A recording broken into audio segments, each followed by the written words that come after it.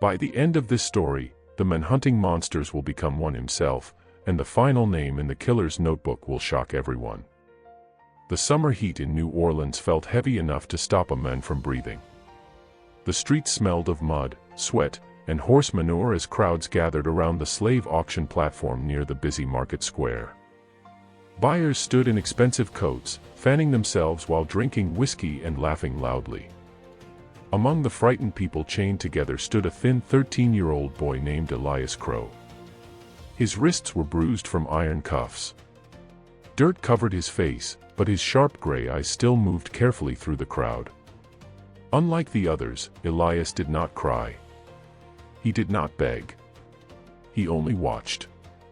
That silence made people uncomfortable. One trader grabbed Elias roughly by the chin and forced his face upward. "This one's strange," the trader muttered. "Quiet like a snake." Several buyers walked past him.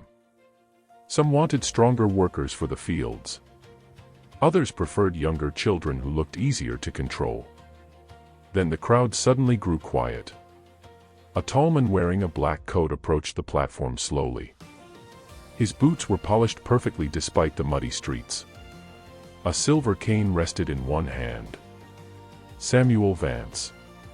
Even the traders lowered their voices when he appeared. Samuel owned one of the largest plantations outside the city, a place feared by workers across the county. Stories followed him everywhere. Some whispered that men vanished after being sent to his land. Others claimed Samuel enjoyed punishment more than profit. Samuel studied Elias carefully. "What's his name?" he asked. "Elias Crowe, sir," the trader replied nervously. "Strong enough for field work. Doesn't speak much." Samuel stepped closer until he stood inches away from the boy. "Look at me," he ordered. Slowly, Elias raised his eyes. For several seconds neither moved. Then Samuel smiled faintly. "I'll take him." The chains rattled as Elias was dragged away toward a wagon already carrying other workers. Rain clouds darkened the sky while the wagon rolled through miles of swamp roads toward the Vance plantation. The estate looked more like a prison than a home. Tall fences surrounded endless cotton fields. Armed guards watched from horseback. The main house stood on a hill overlooking the land like a king watching servants below him. The moment Elias arrived, the rules became clear. Workers woke before sunrise. Nobody ate until the overseers allowed it. Punishments happened publicly. Fear ruled everything. The overseer, a scar-faced man named Caleb Turner, carried a thick leather whip at all times. He used it often. Elias quickly learned to keep his head down and speak as little as possible. But silence did not protect anyone there. One afternoon, an elderly worker collapsed from exhaustion while carrying heavy cotton sacks. Instead of helping him, Caleb beat the man in front of everyone until he stopped moving. Nobody dared react. That night, Elias sat quietly inside the crowded wooden cabin beside his mother, Miriam, and his younger sister, Naomi. They had been sold to the plantation months earlier. His mother gently cleaned blood from his hands. "You stay invisible here," she whispered softly. "That's how you survive." Elias nodded, though deep inside he already hated the word survive. Days turned into months. Elias noticed strange things happening around the plantation. Certain workers disappeared after being called to the main house. Wagons arrived late at night carrying wooden crates nobody was allowed to touch. Guards patrolled heavily every Sunday evening. Most frightening of all was the locked room beneath Samuel Vance's house. Nobody entered except Samuel himself.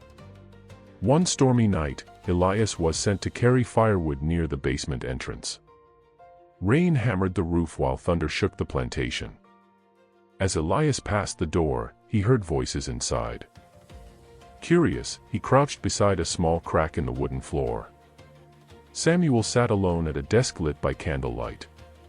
In front of him rested a large black journal. Elias watched as Samuel slowly opened the book. Names filled every page. Beside many names were dark red marks. Samuel poured himself a drink and laughed quietly. 83 paid, he whispered to himself. 6 more before winter. Elias frowned in confusion. Paid for what? Then Samuel turned another page, revealing short notes beside the names. Runaway executed. Troublemaker removed. Witness silenced. A cold feeling spread through Elias's chest. These were not business records. They were death records. Samuel Vance was secretly killing people for money. Suddenly the basement door creaked loudly. Elias quickly hid behind stacked firewood as Samuel stepped outside holding a lantern. The plantation owner scanned the darkness carefully before locking the journal away again. For the first time, Elias saw fear in Samuel's face. Not fear of danger. Fear of secrets being discovered. Weeks later, tragedy struck Elias's family. His mother and sister attempted escape after hearing rumors of free land farther north.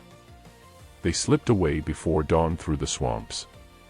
But guards caught them before sunrise. Samuel ordered every worker to gather in the yard. Rain poured heavily as Miriam and Naomi were dragged forward in chains. Naomi screamed in terror while Elias struggled against the men holding him back. Samuel walked calmly through the crowd. Fear keeps people loyal, he announced coldly. The punishment that followed scarred Elias forever. That night, after everyone returned silently to their cabins, Elias sat awake alone in darkness. His hands trembled with rage. Using a rusty nail, he slowly carved words into the wooden wall beside his bed. Fear keeps people loyal. Then he stared at the sentence for a long time before whispering quietly to himself. One day, you'll learn what fear feels like too.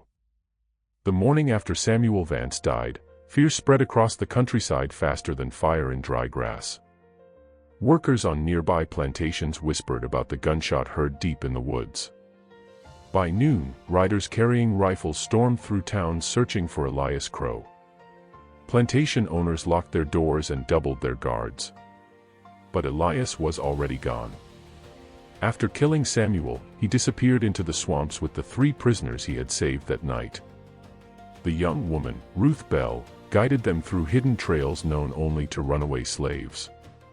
Her younger brother, Josiah, limped beside them with a bandaged leg, while the 3rd prisoner, an older man named Moses Reed, carried Samuel's rifle.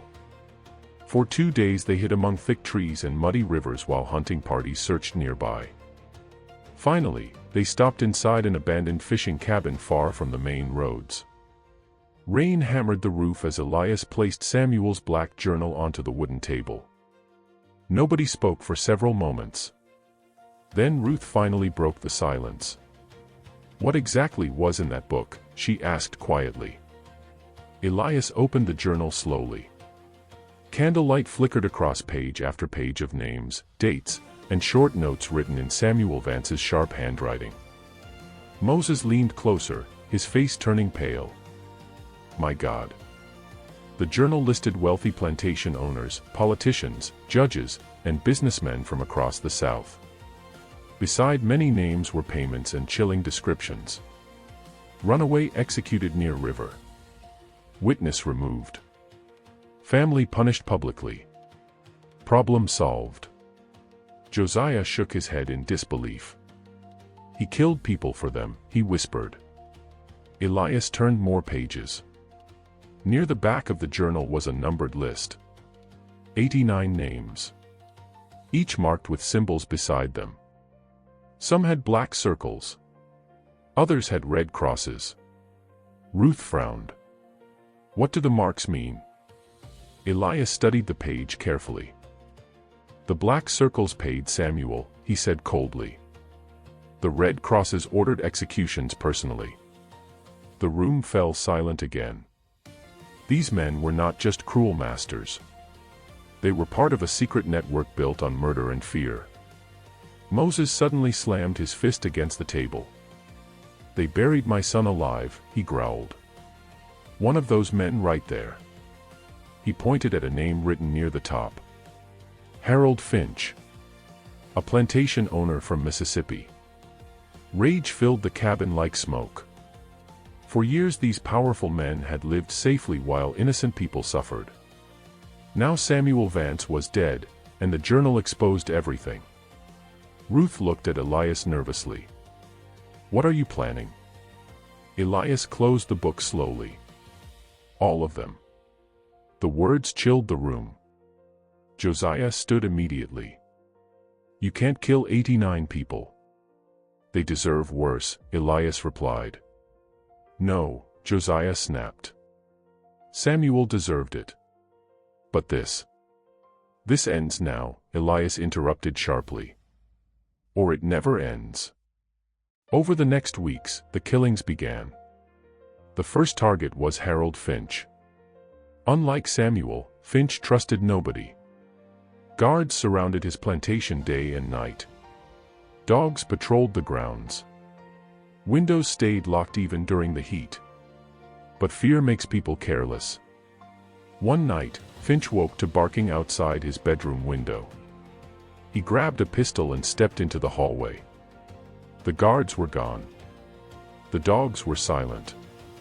Then he noticed writing on the wall in fresh black paint. "Fear keeps people loyal." Finch turned in terror. Elias stood at the end of the hallway holding a lantern. Nobody heard the gunshot. By sunrise, Harold Finch was dead in his own home. The story spread everywhere. Some celebrated secretly. Workers whispered Elias's name like a ghost story. Others feared what would happen next. But Elias did not stop. Another plantation owner disappeared while traveling by carriage. Days later, his body was discovered hanging beneath an old bridge. A judge known for sentencing escaped slaves to death was found locked inside his courthouse office with his throat cut.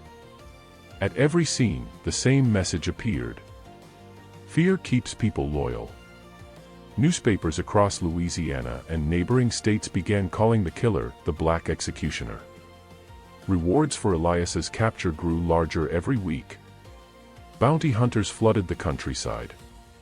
Most failed to find him. A few were never seen again. One bounty hunter named Earl Dixon tracked Elias into the swamps with 6 armed men. 3 days later, local fishermen discovered their empty boats floating near the riverbank. Only Earl's body was found. Gold coins had been stuffed into his mouth. Tied around his neck was a torn page from Samuel's journal. As the months passed, Elias became harder to recognize. The quiet boy from the plantation slowly disappeared. In his place stood a cold and dangerous man driven entirely by revenge. He rarely slept. Rarely smiled. Sometimes Ruth caught him staring silently into darkness for hours. One evening, while hiding inside an abandoned church, Josiah confronted him. "This ain't justice anymore," Josiah warned. "You're turning into the same kind of monster they were." Elias looked up slowly. "They murdered families for money. And now you murder anyone whose name is written in that book. They all helped build this." Josiah shook his head angrily. "You don't even know all of them." Elias slammed the journal shut. "I know enough." The argument ended when Ruth suddenly noticed something hidden inside the journal's back cover. A folded letter. Carefully, she opened it. Her face lost color immediately. "What is it?" Moses asked. Ruth handed the paper to Elias silently. At the top was a name that shocked them all. Governor Theodore Barrett. One of the most respected political leaders in the South. Below the name were several payments signed personally by Samuel Vance. But the final line was the most terrifying of all. Settlement cleansing approved before winter. Ruth looked at Elias with fear in her eyes. "What does that mean?" Moses answered quietly before Elias could speak. "It means they're planning a massacre." Outside, thunder rolled across the dark sky. Elias stared at the governor's name for a long moment before speaking. Then Barrett dies next. Governor Theodore Barrett was loved by the public. In newspapers across the South, he was described as a strong leader, a defender of peace, and a man of honor. Crowds gathered whenever he gave speeches. Mothers lifted children onto their shoulders just to catch a glimpse of him riding through town in his polished carriage. But Elias Crowe knew the truth. Behind the governor's smile was a man covered in blood. For weeks, Elias and his group hid inside abandoned cabins and churches while studying Samuel Vance's journal. Every page revealed darker secrets than the last.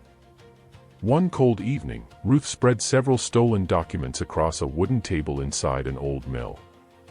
"These came from Barrett's office," she whispered. Elias looked over the papers carefully. Maps. Schedules. Lists of names. Then he noticed one phrase repeated again and again. Settlement cleansing. Josiah frowned. "What does that mean?" Moses answered quietly from the corner. "It means entire communities." Everyone turned toward him. Moses slowly removed his hat, revealing scars along the side of his head. "Years ago," he said, "I worked for men connected to Barrett. They burned down settlements where freed black families lived. Men, women, children, didn't matter. They called it cleansing." Silence filled the mill. Ruth looked sick. "They're planning another one." Moses nodded slowly. "Before winter." Elias stared at Barrett's name written across the documents. Rage burned behind his eyes. "This ends now," he said. But Governor Barrett already knew Elias was hunting him. The killings across the South had terrified wealthy families. Plantation owners begged the governor for protection. In response, Barrett transformed his mansion in Richmond into a fortress. Armed guards patrolled every hallway. Snipers watched rooftops day and night. Steel gates blocked the entrances. Nobody entered without inspection. Newspapers proudly claimed Barrett was untouchable. But fear was beginning to spread among the guards themselves. One soldier refused night duty after claiming he saw a tall figure standing near the gates during a thunderstorm. Another guard disappeared completely. 2 days later, his empty rifle was discovered beside the mansion wall with a message carved into it. "Fear keeps people loyal." Panic spread through Barrett's staff. Meanwhile, Elias prepared carefully.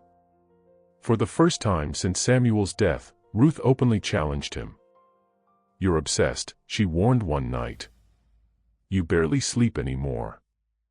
Elias cleaned his revolver silently. Barrett ordered massacres. And killing him won't stop everything. It'll stop him. Ruth stepped closer. And what happens after that? More names. More blood. Elias finally looked at her. "As long as monsters keep breathing, this doesn't end." His voice frightened her. The boy who once protected people was disappearing. Something colder had replaced him. 3 nights later, a violent storm rolled over Richmond. Rain flooded the streets while thunder shook the city. Most people locked themselves indoors before sunset. Inside Barrett's mansion, nervous guards stood at every entrance.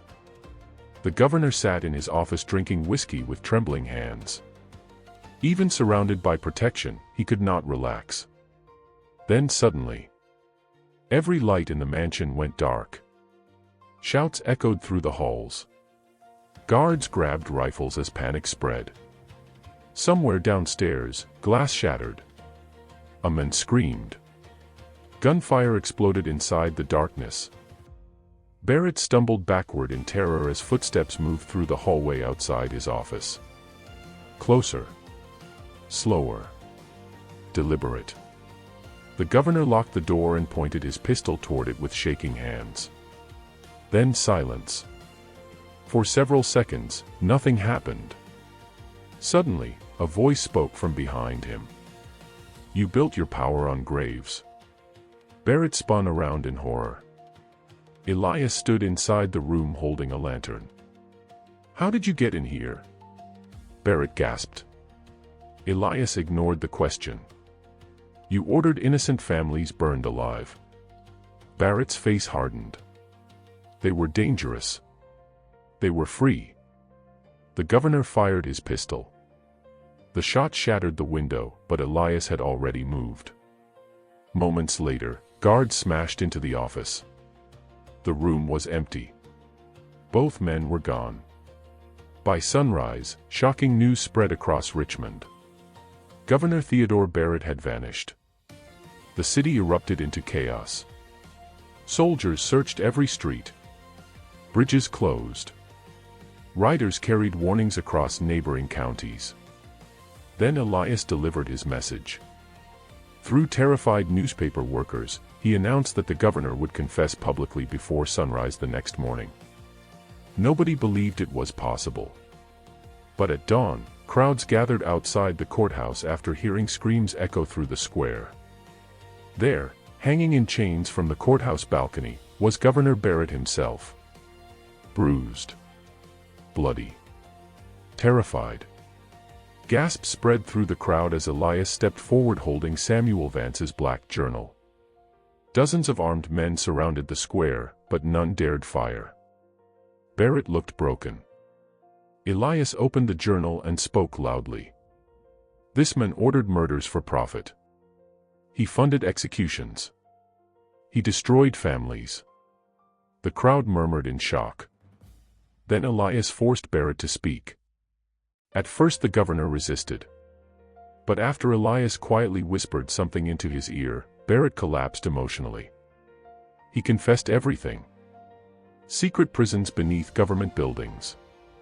Payments to Samuel Vance. Executions disguised as accidents.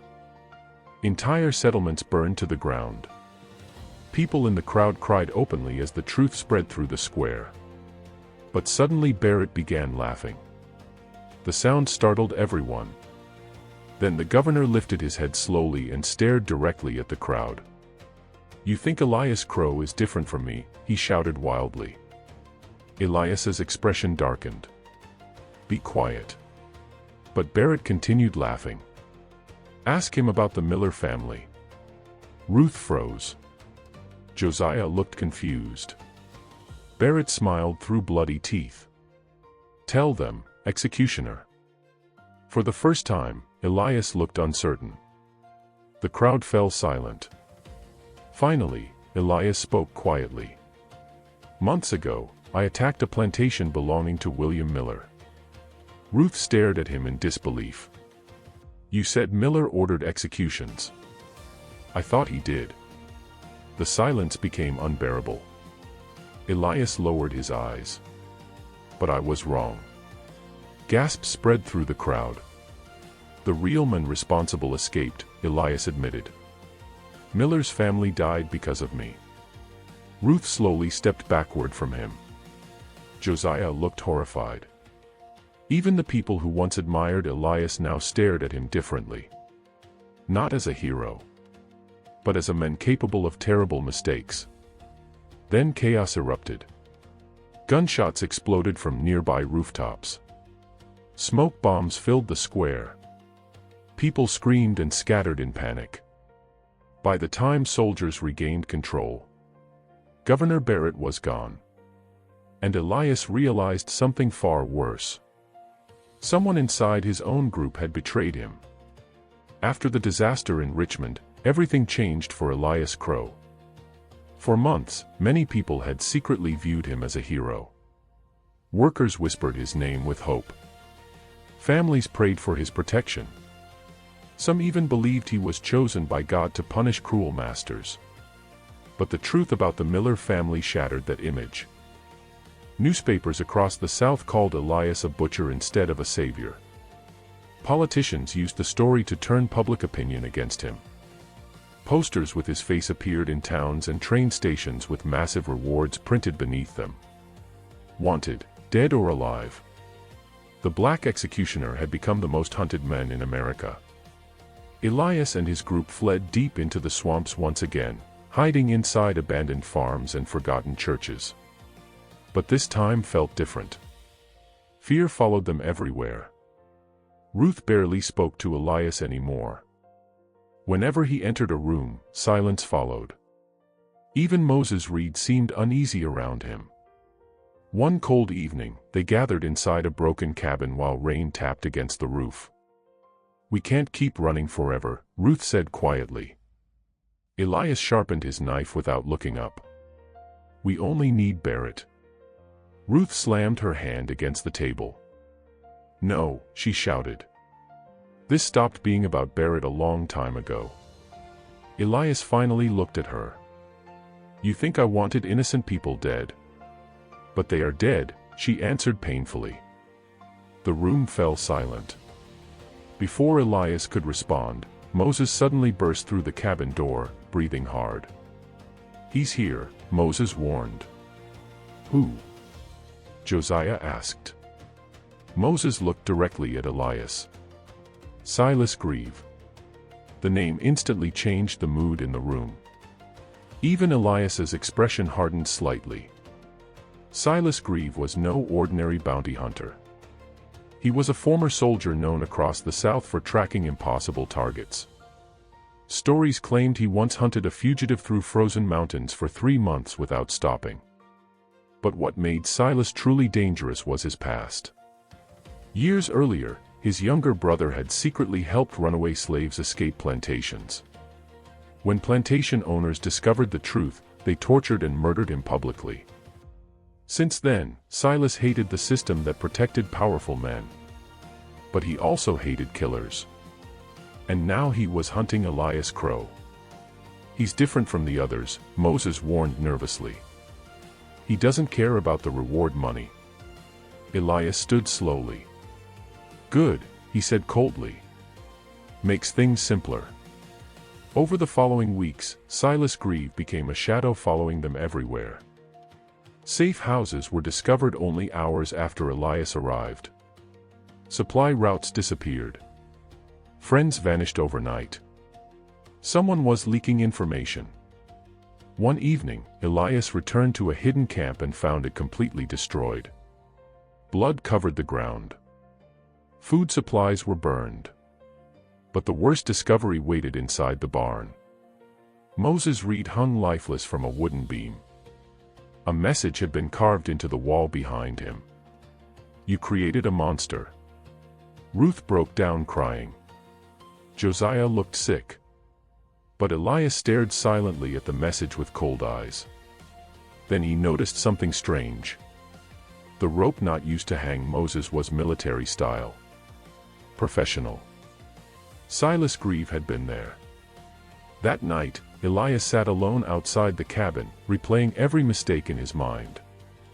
The Miller family. The endless killings. The fear he spread across the South. For the first time, doubt began creeping into his heart.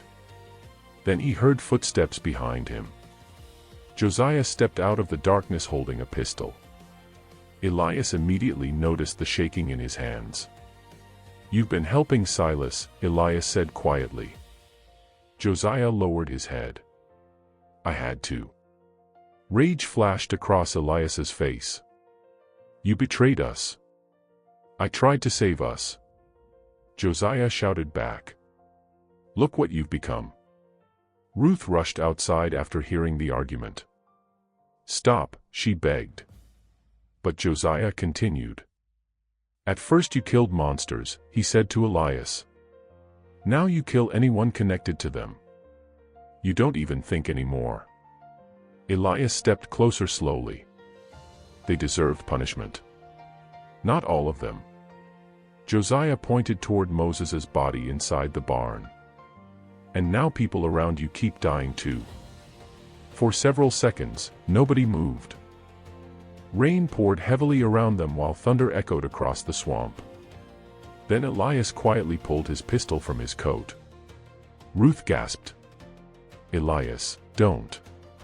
Josiah raised his own weapon with trembling hands. "I won't let you become Samuel Vance," he whispered.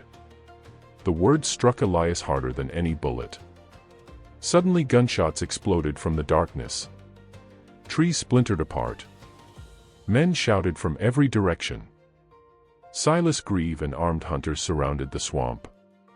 "Move!" Elias shouted. Chaos erupted instantly. Bullets tore through the cabins while smoke filled the air. Ruth screamed as gunfire exploded nearby. Josiah grabbed her arm and pushed her behind cover just before another shot struck the tree beside them. Elias fired back into the darkness while guiding them deeper into the swamp. But the hunters kept closing in. Through the smoke, Elias finally saw Silas Grieve clearly for the first time. Tall. Calm. Carrying a long rifle. Unlike the others, Silas did not shout or panic. He moved carefully through the swamp like a ghost. Then a gunshot echoed loudly. Josiah suddenly collapsed into the mud. Ruth screamed his name. Blood spread across his chest as Elias dragged him behind a fallen tree. "Stay with me," Elias ordered desperately. Josiah coughed painfully, struggling to breathe. Around them, bullets continued flying through the swamp. But for a moment, none of it mattered. Josiah grabbed Elias's coat weakly.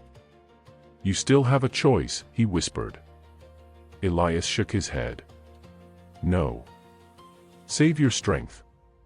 But Josiah continued speaking. "Revenge eats everything," he said softly. "Don't let it finish you too." Tears filled Ruth's eyes as she held her brother's hand. Then slowly, Josiah stopped breathing. For the first time since childhood, Elias Crowe broke completely.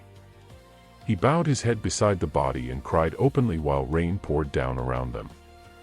In the distance, Silas Grieve watched silently through the smoke. Not with hatred, but with pity. And Elias realized something terrifying in that moment.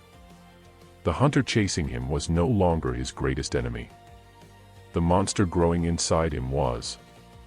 Winter arrived early that year. Cold winds swept across the south, carrying snow through empty fields and abandoned plantations. The newspapers still printed Elias Crowe's face every week, but the stories had changed. Some claimed he was dead. Others believed he had escaped to the north. A few swore they still saw him riding through forests at night wearing a long black coat. But the truth was far darker. Elias was alone. After Josiah's death, Ruth disappeared without leaving a word behind. Most of Elias's allies had either been captured or killed. The black executioner who once terrified the South now wandered from place to place like a ghost with nothing left to protect.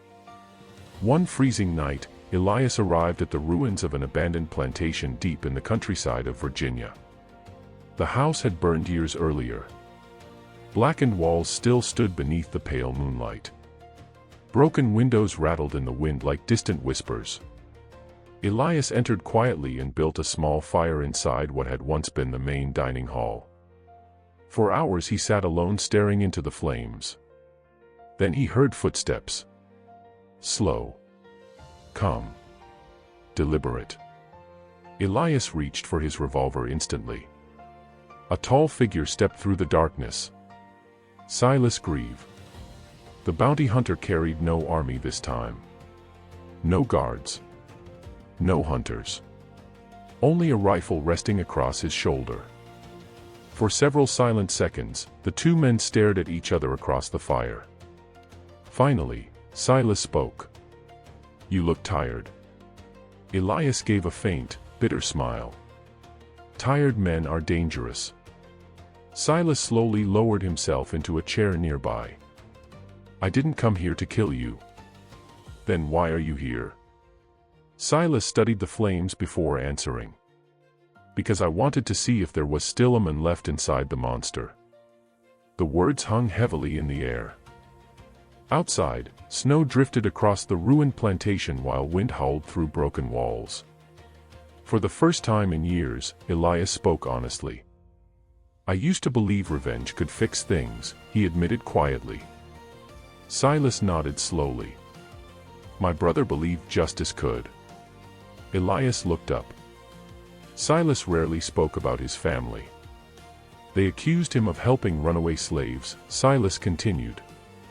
The plantation owners tied him to a post in town and beat him to death while people watched. Elias clenched his jaw. "I'm sorry." "So was I," Silas answered. For a long time, silence returned. Then Elias slowly removed Samuel Vance's black journal from his coat and placed it on the table between them. The same journal that started everything. The names. The killings. The revenge. Silas carefully opened the final page. Only one name remained unfinished. Elias Crowe. Silas looked at him in shock. "You planned this from the beginning." Elias stared into the fire. "The boy Samuel created died a long time ago." "No," Silas said firmly. "You chose what came after." Elias said nothing. Deep down, he knew Silas was right. Revenge had consumed him piece by piece until almost nothing remained except anger and guilt. The Miller family haunted his thoughts every night. Josiah's final words echoed endlessly in his mind. "Don't let revenge finish you too." Finally, Elias pushed the journal towards Silas. "Take it," he said quietly. Silas frowned. "What?" "Expose them. All of them. The governors. The judges. The businessmen. Burn their names into history." Silas stared at him carefully. "And what about you?" Elias looked toward the broken windows where snow drifted silently through darkness. "I'm too far gone." Before Silas could answer, gunshots suddenly exploded outside the plantation. Both men ducked instantly. More bullets tore through the walls as shouting echoed across the snowy fields. Silas rushed toward the window and looked outside. Dozens of armed riders surrounded the ruins carrying lanterns and rifles. At the center stood a familiar figure wearing a heavy black coat. Governor Theodore Barrett. Alive. His face was scarred from Richmond, but his eyes burned with hatred. "I should have killed him when I had the chance," Elias muttered. Barrett's voice thundered across the snow. "Burn the place down." Flaming torches crashed through the windows. Fire spread rapidly across the dry wooden floors. The final battle had begun. Elias and Silas fought side by side as armed men stormed the plantation ruins. Gunfire exploded in every direction while flames climbed the walls. One attacker crashed through the doorway and Elias struck him down instantly. Another aimed at Silas from upstairs, but Elias shot him first. Smoke filled the air, making it difficult to breathe. "You could still escape," Silas shouted. Elias shook his head. "No. But you can." He grabbed the black journal and shoved it into Silas's hands. "Go." More gunshots blasted through the room as the ceiling began collapsing.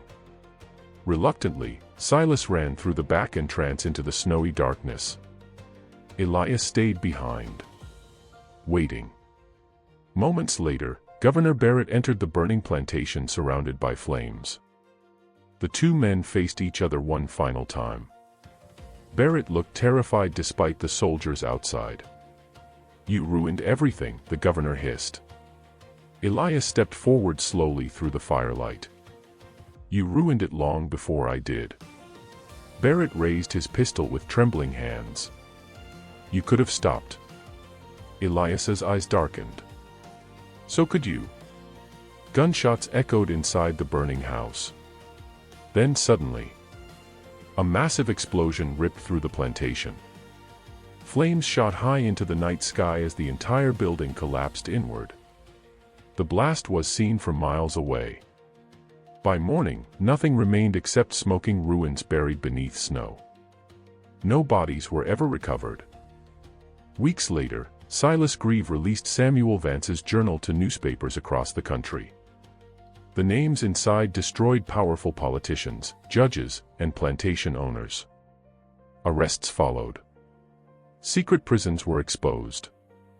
Families finally learned the truth about loved ones who vanished years earlier. As for Elias Crowe, Nobody ever discovered what truly happened that night. Some believed he died in the fire alongside Barrett. Others claimed they saw a tall man riding through forests under the moonlight long after the explosion. And even decades later, frightened men still checked their locks before sleeping. Because somewhere in the darkness, the Black Executioner might still be watching.